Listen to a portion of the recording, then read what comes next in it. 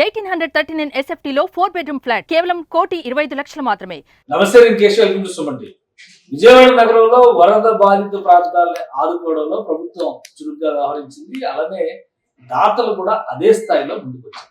దాదాపు 400 కోట్ల రూపాయల మేరకు విరాళాలు వచ్చినట్టుగా ఏపీ సర్కార్ ప్రకటించింది. ఇదంతా కూడా సద్వినియోగం అయ్యేలా చర్యలు తీసుకుంటామని ఏపీ సీఎం చంద్రబాబు నాయుడు చెప్తున్నారు. ఈ స్థాయిలో స్పందనకి కారణం ఏంటి, అలానే ఆదుకునేటువంటి చర్యల్లో ఎంత వేగంగా పని ముందుకు జరుగుతుంది, ఈ అంశాన్ని విశ్లేషించేటువంటి ప్రయత్నం చేద్దాం. మనతో పాటు చంద్ర శ్రీనివాస్ గారు, పొలిటికల్ అనలిస్ట్. నమస్కారం అండి. వరద బాధితుల సహాయార్థం విజయవాడలో ఈ లాస్ట్ 15 రోజుల క్రితం వచ్చినటువంటి ఉత్పాతాలు అన్ని చూసాం మనం. ఫైనల్ గా గవర్నమెంట్ తీసుకునే రిలీఫ్ మెజర్స్ తీసుకుంది, కేంద్రం అందించేటువంటి సాయాన్ని కూడా భరోసా ఇచ్చింది. ఇక దాతలు కూడా చాలా పెద్ద ఎత్తున రియాక్ట్ అయ్యారు. 400 కోట్ల రూపాయల పైగా విరాళాల రూపంలోనే వచ్చిందని చెప్పి ఏపీ గవర్నమెంట్ ప్రకటించింది.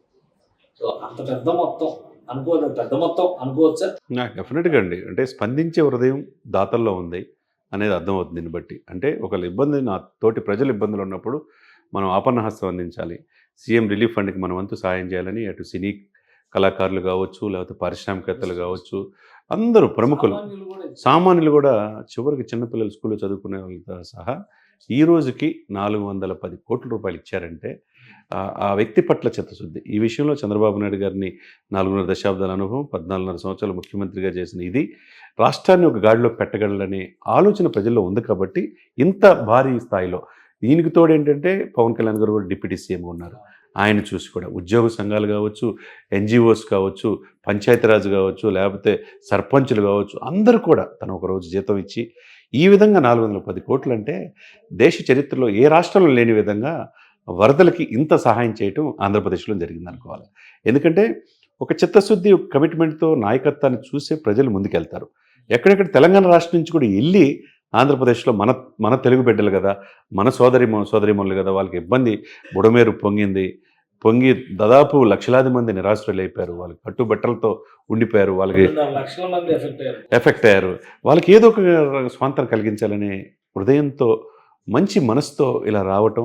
ఈ విధంగా మీరు అన్నట్టు మనకున్న సమాచారం ప్రకారం దేశంలో ఏ రాష్ట్రంలో లేని విధంగా ఇన్ షార్ట్ టైం జరిగి ఇన్స్టెంట్ 15-20 రోజులు 20 రోజులు 410 కోట్లు రావటం అంటే సీఎం రిలీఫ్ ఫండ్కి ఆర్థిక సమస్యలతో ఉన్నటువంటి అతలాకుతలం అయిపోయింది. డిజాస్టర్ మేనేజ్మెంట్ నిధులు ఎప్పుడు ఇస్తున్నారు ఎదురు చూసేటువంటి పరిస్థితి లేకుండా మొత్తానికి రొటేషన్ కోసం కొంత అమౌంట్ సమకూరిందని మనం చూడొచ్చు. అలా బాగా డెఫినెట్గా ఒకవైపు కేంద్ర ప్రభుత్వం కూడా ఎక్కడ కూడా అలసత్వం ప్రదర్శించట్లా. ఇమ్మీడియట్గా కేంద్ర బృందం వచ్చింది, చౌహాన్ గారు వచ్చారు, పరిశీలించారు. ఉభయ రాష్ట్రాలు కూడా వాళ్ళ వంతు నిధులు కేటాయించారు. ఏది కావాలంటే దిగ్గడానికి ఆల్రెడీ ఉన్నారు.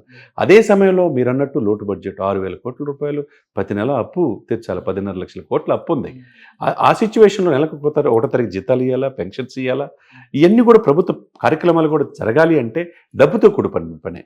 ఈ సమయంలో ఇంత దాతలు ముందుకొచ్చి 400 కోట్ల పైన చేయటం అనేది చంద్రబాబు నాయుడు ది లీడర్ అని చెప్పుకోవచ్చు. గొప్ప లీడర్గా మనం అంటే గత 5 ఏళ్లలో కూడా చాలా ఉత్పాతాలు వచ్చినాయి. అప్పుడు ఇటువంటి ధోరణి ఉందా? దాతలు కానీ, దాన కర్ణులు కానీ కనిపిస్తున్నటువంటి వాళ్ళు. ఎందుకంటే ఇప్పుడు చాలా మంది ఇండస్ట్రియలిస్టులు కోట్ల రూపాయలు ఇచ్చారు. కొన్ని సంస్థలు 3 కోట్లు 4 కోట్లు కూడా ఇచ్చినటువంటి ఉన్నాయి. పవన్ కళ్యాణ్ గారు వ్యక్తిగతంగా చూస్తే ఆయనే 6 కోట్లు ఇచ్చారు. నాటు తెలుగు రాష్ట్రాలు రెండింటిని కలిపి చూస్తే. అంటే ఈ స్థాయిలో స్పందించినటువంటి పరిస్థితి గతంలో 100 కోట్లలో దానాల రూపంలోనే వచ్చిన పరిస్థితి ఉంటాయి. ఇంత లేదండి, ఇంత స్థాయిలో లేదు. హుద్హుద్ తుఫాను కూడా మీకు తెలుసు. పాప ఆయన కూడా ఆ రోజున ప్రభుత్వం వచ్చినప్పుడు 2014లో విశాఖపట్నంలో అక్కడే ఉండి ఆ కార్యక్రమాల్లో పాల్గొన్నాడు. అనుకోకుండా ఈరోజు ఇప్పుడు కొత్తగా ప్రభుత్వం వచ్చిన 2 నెలలు దాటంగానే ఇంత విపత్తు రావటం, విజయవాడ మునిగిపోవటం, ఆయన 74 సంవత్సరాల వయసులో స్వయంగా సహాయ కార్యక్రమాలు పాల్గొనటం ఏదైతే ఉందో చిత్తశుద్ధి. అంటే ప్రజలు నాయకత్వం మీద నమ్మకం. ఇక్కడ ఎక్కడైతే రేవంత్ రెడ్డి గారు ఉన్నారో ఇక్కడ కూడా వచ్చి ఆంధ్రప్రదేశ్ నుంచి వచ్చి డొనేట్ చేసే వాళ్ళు ఉన్నారు. అదే సమయంలో ఎక్కువగా మున్నేరువాగి ఖమ్మం పరిసర ప్రాంతాల దెబ్బ తగిలింది. ఇక్కడ విజయవాడ రాజధాని సరిహద్దులో 4 రాష్ట్రాలకి 4 జిల్లాలకి ఈ ఎఫెక్ట్ తగిలింది. East, west, Guntur, Krishna. ఎక్కువగా కృష్ణా జిల్లా నష్టపోయింది. ఇప్పటికెప్పుడు తేలుకోవాలంటే చాలా కష్టమైన పని. ప్రభుత్వానికి ఈ సమయంలో ఈ దాతలు ఇచ్చే ఈ కోట్ల రూపాయలు అనేది మంచి ఊరటే కదండి.